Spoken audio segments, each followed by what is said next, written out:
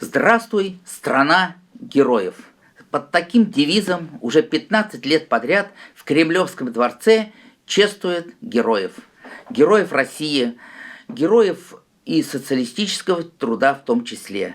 Мы там желанные гости. Каждый год мы там находимся.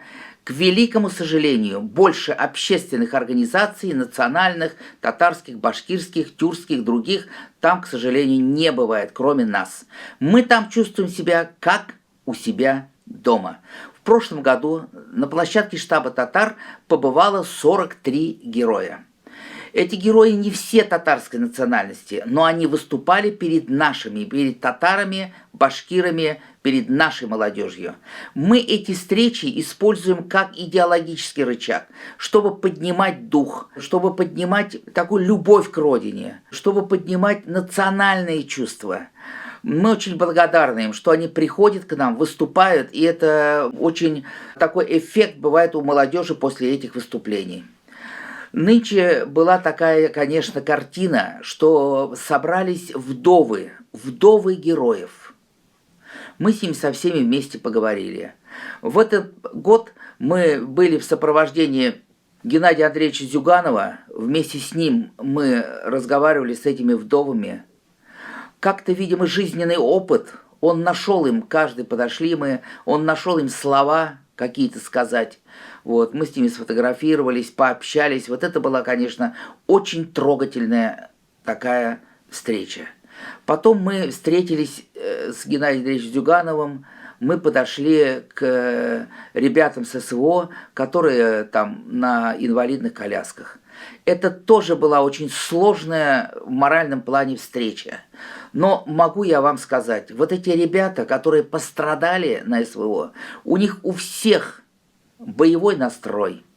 И на вопрос, если бы вы жизнь прожили заново, они без раздумий все ответили: я бы поступил так же. Их никто не бросает, за ними все смотрят, государство им помогает. Они исполнили свой воинский, свой гражданский, человеческий долг. И мы перед ними в долгу. Мы на все мероприятия стараемся приглашать героев СВО, приглашать жен, вдов, потому что это очень важно. Они должны чувствовать заботу государства, чувство плеча и чувствовать общение в общении с нами.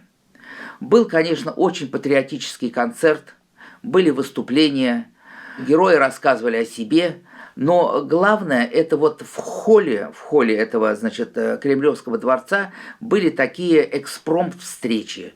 Мы поехали туда, значит, со своими активистами, со своими молодежами, сфотографировались, поговорили.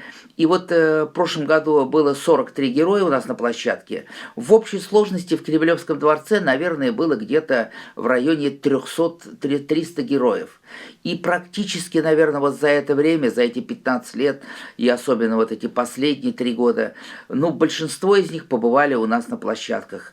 Мы чувствовали себя там как дома, потому что у нас вот эта вот геройская тема, она очень созвучна нашей политике, созвучна нашим мероприятиям, которые мы проводим здесь. Вообще герой, некоторые героизм они проявляют в доли секунды. Нужно принять решение, в которое входит само пожертвование. Вы, не задумываясь, приносите свою жизнь, чтобы спасти другие жизни. Это очень сложно.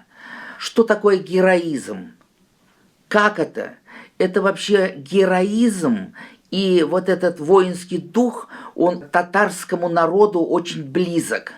Во время, 812 года во многих сражениях показали себя вот эта татарская, башкирская нация.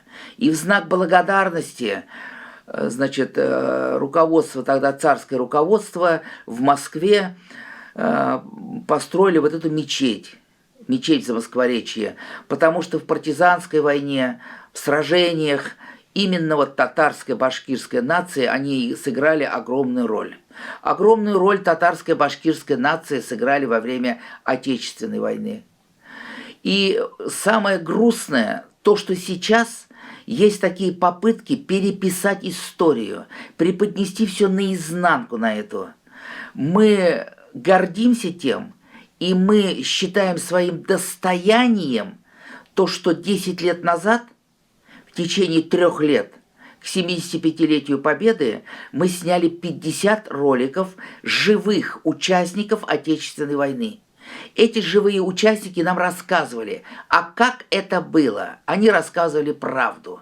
К сожалению, в живых сейчас никого из них нет. Но остались эти фильмы для нашей молодежи, для наших потомков. Вот это вот желание переписать историю, желание исказить, желание неправды, вранье вот это вот. Мы должны с этим бороться всем миром. Мы должны разоблачать это вранье. И мы должны рассказывать нашей молодежи, как на самом деле все это было. У нас бывают встречи, когда прямо с передовой приходят к нам бойцы. И они разговаривают с нашей молодежью, с нашими студентами. Очень интересные рассказы, вопросы, но они очень поучительные, познавательные. И мы много времени уделяем вот этому патриотическому воспитанию молодежи, любви к родину, ответственности. От каждого зависит наше будущее состояние, воины. Ведь можно сделать современные самолеты, можно сделать танки, но кто ими будет руководить? И даже если воины наши, они профессионально руководят этими танками, самолетами, они должны быть подготовлены морально. Они должны быть патриоты нашей Родины, патриоты родной земли. Главное, чтобы все остались живы-здоровы, чтобы раненые у нас вылечились и вернулись к нашей мирной жизни. Вот у нас есть Гиппократ, клуб Гиппократ в штабе татар. Многие пошли добровольцами из клуба Гиппократ, врачи, тоже на линию фронта. Что касается нашей молодежи. Да, сейчас многие привыкли жить к мирной жизни. И вот эта ситуация СВО, чисто морально к этому не все готовы. Но это наша задача, задача нас, общественников. Мы должны говорить правду, мы должны говорить о трудностях, которые на СВО. Все-таки 1200 километров линии фронта. И вот это правда говорить и общаться, и это обсуждать. Чтобы люди к этому были готовы, чтобы они понимали правильность курса нашего руководства, чтобы они понимали правильное, вынужденное вот это вот СВО, которое сейчас идет, и к чему это могло привести. И самое главное, то, что ни у кого нет ни капли сомнения, что победа будет за нами, мы победим, и враг будет разбит.